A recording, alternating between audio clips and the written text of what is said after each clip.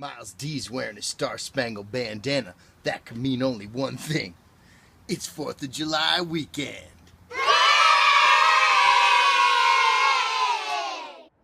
Ladies and gentlemen, Ted the Butcher here on 4th of July weekend. We are outside, we are feeling the heat, and we are ready to fire up the grill. And to me, nothing says summer more than grilled ground beef in the form, of course, of burgers, right? So let me show you a couple things we can do with a nice pile of ground beef, and I'm going to show you an awesome and easy way to make excellent burgers for your next outdoor party. And let me just say, I am so happy to be outside. It's warm. We're in the sunshine. We got summer going on. We got the tan happening. Everybody's happy, right? The weather's better. What could be better than this? Well, I'll tell you what could be better than this. A nice pile of ground beef. What do I have here? I have an 80-20 mix of ground chuck. What does that mean? 80% lean, 20% fat. When it comes to burgers, my personal advice is, hey, accept no substitute, because fat equals flavor. So when you're buying burger meat, my recommendation is go for a little bit higher fat content, because the fat's going to give you a nice amount of flavor, nice amount of juice, especially if you like a burger cooked a little bit more, you know, maybe like a medium or a medium well, or obviously the well done. That fat's going to keep it nice and juicy even if you cook it a little more through. So what are some of the differences here? When it comes to ground beef, we have generally ground chuck, ground round, and ground sirloin. Generally, right, so every store is a little bit different, every butcher shop's a little bit different, but when we say that, what we're saying is ground chuck is usually like an 80-20, a little bit higher fat. Ground round is usually like an 85-15, a little bit less fat, and then a 90-10 is usually a ground sirloin. That's how we've always done it in my shop. You know, again, that varies, but of course, as you go up the chain there, sirloin's generally a little bit leaner. So those percentages may vary a little bit, but your sirloin's leaner, whereas your chuck is generally a little bit fattier. Now, when we say ground chuck, what are we talking about? In most butcher shops, what we're talking about is chuck from the front of the animal, right? It's that forequarter with the shoulder, right, that comes down into that foreshank. A lot of those pieces in there. The chuck is that big shoulder piece from the top of the animal and down, and then that goes down into like the foreshank, and the brisket is under in the chest area too. Now, most of that will end up, there's a bunch of roasts and some steaks that come out of there, but a lot of that's going to end up in the grind like this. That's good stuff. It's a great way to cook. You know, ground beef is great to get out of that piece because a lot of that is very sinewy, a lot of bone in there, a lot of pieces of grizzle and some fat and everything like that. So most butchers will cut a lot of that up and use it in their grind. However, every piece you cut, ribeyes, filet mignon, sirloin steaks, top round, anything like that, you know, you're going to get trimmings off those pieces, so that will usually end up in a grinder as well, because that's another way to monetize some of the pieces that you're cutting off of other steaks and stuff that you're cutting up. So most of the time when you're getting ground beef in a store, you're getting some chuck or some trimmings from other pieces of meat. All great stuff. Let me give you a little bit of an opinion as well. Now this is me talking. I'm getting a little bit on my soapbox here. You're seeing a lot of these fancy burger trends now where you're getting a blend of chuck and some brisket and they say for the sweetness of the meat. Here's my opinion. My opinion is when you're grinding beef, right, and running things through a grinder, I don't know that you're going to taste a brisket in with other chuck and pieces like that. A lot of times that'll add to the fat content of the meat, and it'll add a little flavor, sometimes a little tenderness. But be careful.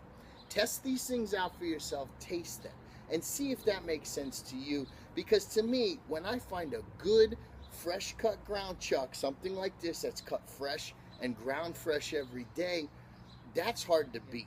As I said, this is a nice 80-20 ground chuck, nice amount of fat, a lot of flavor. So what are we going to do with this? Well, we're going to make some patties, okay?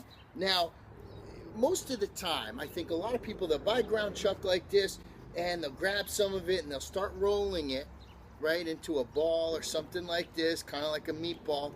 And then to make a patty, you just kind of smash it down, right? And you do that with the rest of it and everything. You kind of take it like this, you roll it up, right?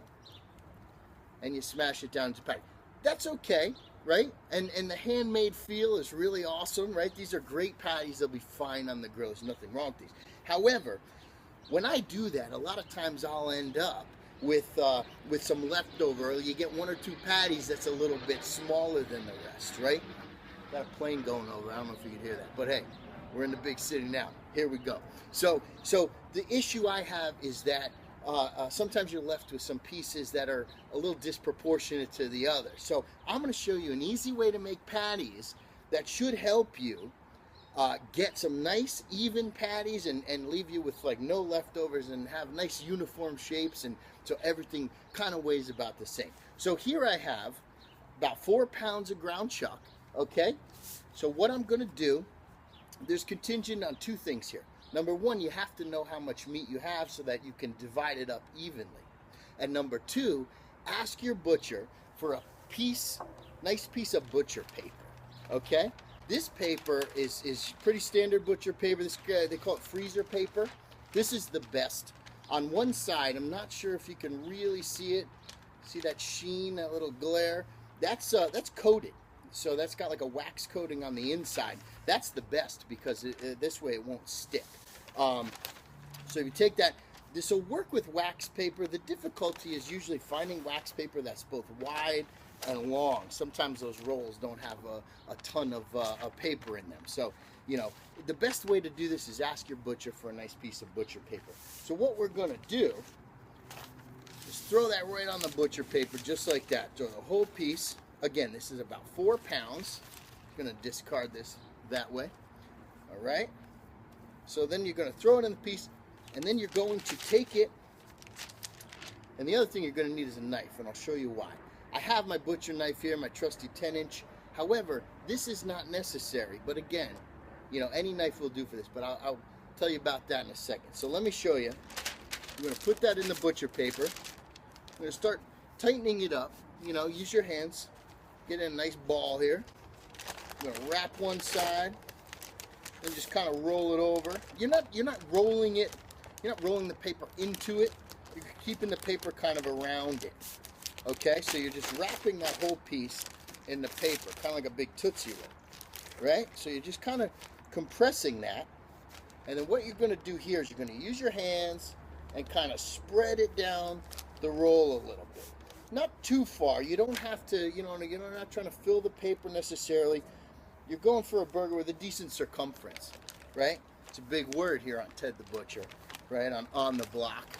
We like to work out the vocabulary as well as our cooking and eating skills, right? So that's good, you know. That should be about that big around. We're going for roughly 1/4 pounders here, but again, using some math, you can make these as big as you want. 1/3 pounders, 1/2 pounders, whatever you see fit. So here we go. We're rolling this up. Now we're taking the ends. And we're going to square those off a little bit. So we don't waste any. So you just kind of smush the paper down a little bit and just smash that together just like that. All right. So you're kind of rolling like a beef log, if you will, for lack of a better term. And as you can see, it's looking something like that. You don't need to unroll it. I'm just doing that to show you there. So you're doing something like that. Now I see a few spaces in here, so I'm just gonna keep on doing that. Put that together a little bit. You know, you want this to be nice and tight, kind of tightly packed together. And again, the butcher paper allows you to work with this without it sticking to the paper. So when I open this back up, you're gonna see that it will not stick. That should be okay. All right, so now we got pretty decent. You know, you can open it up and work it with your hands. Again, this isn't necessarily an exact science, but it's something that is really cool, really helpful to do when you're trying to make well-proportioned burgers. This is great when you're having a lot of people over for a great backyard barbecue, right? Making some nice even patties, making sure everybody gets what they want, making sure nobody gets the tiny one that's like kind of left over, feels insignificant, you know, and the next thing you know, they drink all your beer and they take off. Who wants that, right? This way you're going to protect against that. Here we go. All right. So I think that'll work. So like I said, yet again, We started with 4 pounds. Well, here's our beef log. We know that this weighs about 4 pounds. So you take your knife, and again, it's ground beef. You're not cutting anything. You're just kind of using this to divide. So I like the big knife because it helps. But again, you could probably even do this with a butter knife if that's all you got. So, all right, our 4-pound beef roll, if we split it exactly in the middle, we know that each side is about 2 pounds, right? 4 divided in half. Pretty straightforward. If you don't know that, there's probably some other YouTube videos you can check out first. Anyway, so now we have 2 2-pound sections. If we split that in half again, that's about 1 pound right there. And then right here, boom, right in half. So now we have 4 very evenly proportioned pieces of this roll.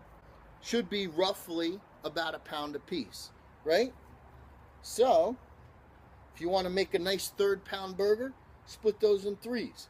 If you want to make a nice 1/4 pounder, split them in 4. If you want to make a nice big fat 1/2-pound burger, right in half and you're good to go. All right? So, let's do it in 3rds, you know? Boom. There's 1. Boom. Right? These are nice 3rd-pounders. Be hearty burgers. Right down there. Boom. That's it. Now, they're not going to be perfectly shaped, but a little pat just like that. There's your patty. Not too shabby, y'all. Am I right? Nice and evenly shaped. Now, also, just kind of, they're going to be a little flat from when you cut them. So all you do, that's how it kind of looks. Just kind of smush it together there.